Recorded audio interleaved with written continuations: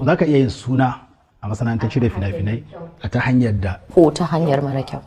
Hanya mai kyau shine irin fina-finan da kake yi kana kokari kana saka al'ada da addini a ciki.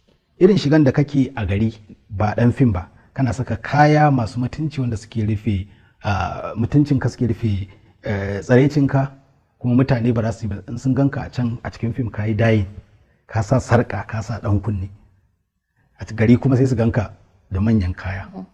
Dama ai a wancan misali acting kake representing character. Yau to ai kin ga acting din ma akwai bad guy akwai good guy. Ake fitowa a matashin malami mai aikata abu mai kyau, maybe a cikin fim din akwai wata wanda ita kuma duniya shine abin da ta saka a gaba, kai kuma kana kokarin ta dawo hanya, ka fito a mutumin kirki. Akwai fim da kuma zan iya fitowa yanzu ni ne nake lalata watan.